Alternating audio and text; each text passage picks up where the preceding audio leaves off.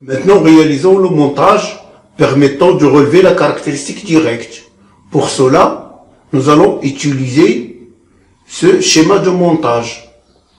Comme vous voyez sur le schéma, nous avons un générateur, une résistance de protection, 1 milliampère-mètre, un voltmètre et notre diode. Donc, nous allons commencer par le circuit série, c'est-à-dire le circuit E, générateur, la résistance RP, le milliampère-mètre et la diode. Ensuite, on branche le voltmètre en parallèle avec la diode. Donc, nous avons besoin d'un générateur, d'une résistance de protection, d'un milliampère-mètre, d'une diode et d'un voltmètre. La diode que nous allons utiliser, c'est la diode, c'est cette diode, c'est la diode 1N4002. C'est une diode qui supporte un courant direct de 1 ampère, une tension inverse de 100 volts et il peut dissiper une puissance de 0,8 watts.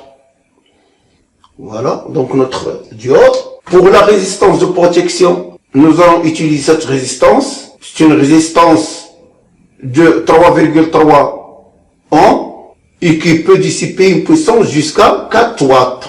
Nous allons utiliser 1 milliampère-mètre. Voilà notre milliampère-mètre. Nous avons aussi un appareil numérique. Voilà. Qu'on va utiliser comme voltmètre. Donc voilà le commun de ce voltmètre, les deux bornes que nous allons utiliser, le commun et la borne voltmètre. Bien sûr, nous allons régler le calibre sur lequel on va effectuer la mesure. Même chose pour l'ampère-mètre. Notre générateur de tension variable qui peut fournir une tension variant de 2,5 jusqu'à 25 volts et peut fournir un courant allant de 0 à 1,8 ampères, maximum 2 ampères. Donc nous allons dire que nous allons commencer par le circuit série. E, RP, milliampère-mètre et la diode. Donc nous allons du plus du générateur, voilà le plus du générateur, vers la résistance RP. Donc du plus du générateur vers la résistance RP. Donc voilà, plus du générateur vers la résistance RP. Voilà.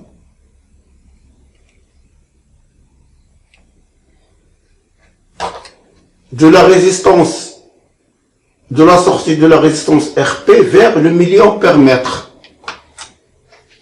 Donc de la résistance, on va vers l'entrée du milliampère-mètre. De l'autre borne du milliampère-mètre, on va vers la diode. Quelle borne de la diode? C'est vers l'anode. Comme vous voyez sur le schéma, du milliampère-mètre, on va vers l'anode. Voilà, du milliampère-mètre, cette liaison-là, vers l'anode. Voilà la cathode, où il y a un anneau. C'est le côté où il y a un anneau, c'est la cathode, et l'autre borne, c'est l'anode. Donc nous allons vers l'anode. Donc du milliampère-mètre, on va vers l'anode.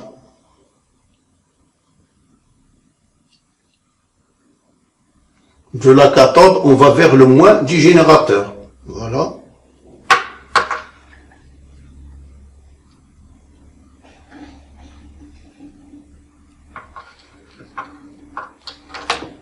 Donc de la cathode, où il y a un anneau, on va vers le moins du générateur.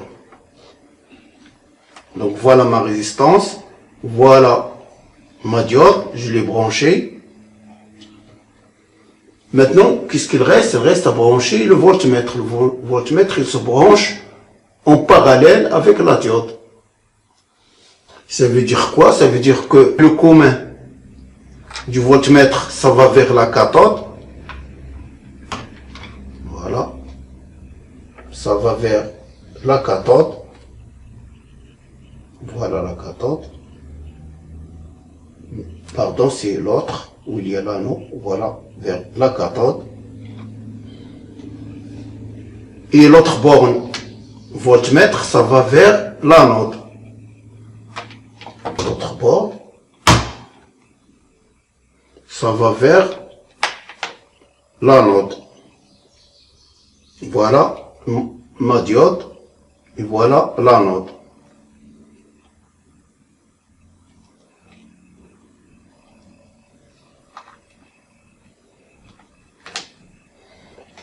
Ainsi, j'ai terminé le montage.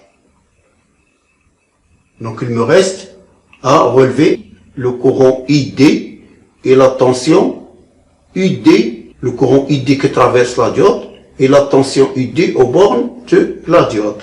Donc, mettons notre générateur sous tension. Voilà. Donc, je mets sous tension. Je donne une petite variation de la tension du générateur. Comme vous constatez, l'ampèremètre indique 0 et notre voltmètre indique 0, à peu près 0,34 volts. Donc nous allons relever ces deux valeurs. Maintenant, augmentons la tension du générateur, comme vous voyez sur le schéma.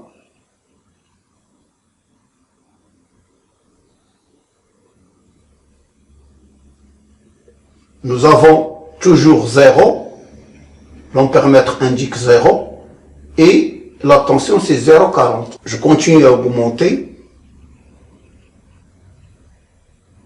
Donc j'ai 0,43 et toujours il n'y a pas de courant qui traverse la diode. Le milliampèremètre indique 0 milliampères. Donc continuons à augmenter la tension. Donc maintenant quand j'atteins la tension de 0,66 volts, j'ai un courant de 8 milliampères. Je continue à augmenter la tension du générateur pour 12 milliampères.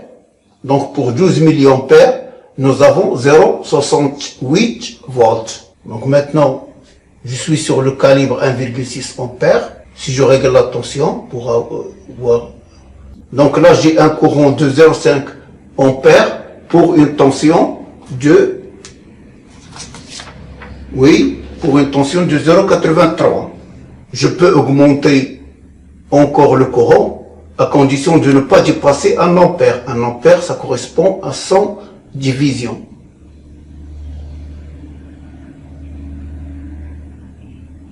Donc là, j'ai 0,8, ça me donne 0,85. Donc voilà. Pour 1 ampère, c'est 100 divisions. 100 divisé par 100 divisions, c'est 1 ampère. Donc, c'est le courant max que peut supporter la diode. J'ai une tension à peu près de 0,85.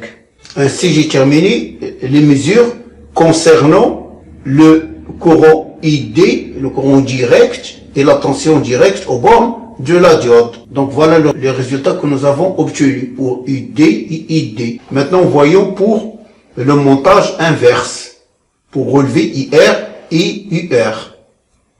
Nous allons obtenir ce montage.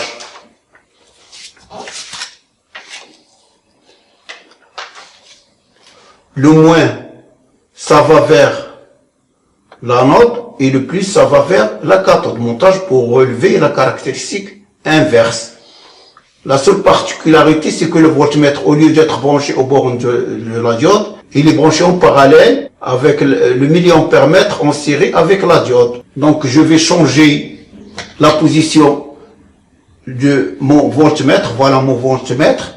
Je maintiens toujours la cathode, mais au lieu d'avoir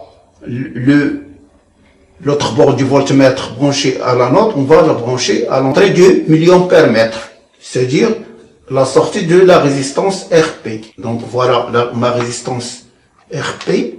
Voilà la borne qui va vers le milliampèremètre, cette borne-là. Donc c'est à cette borne-là que je vais brancher mon voltmètre. Et je la branche à ce niveau-là. Je mets sous tension, j'augmente la tension. Vous voyez qu'il n'y a pas de courant, mais il y a une tension aux bornes. C'est cette tension-là.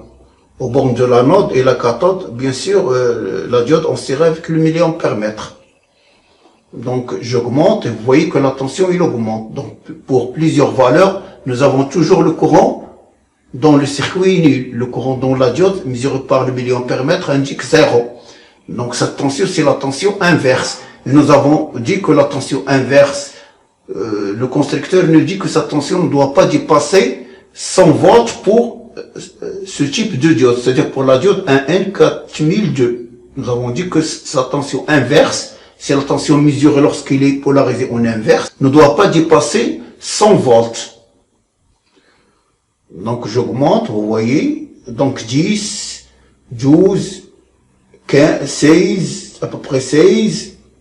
Toujours il n'y a pas de courant dans le circuit, le courant est nul.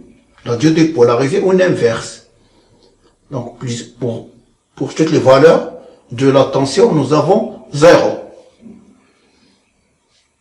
Et comme ça, nous avons terminé le relevé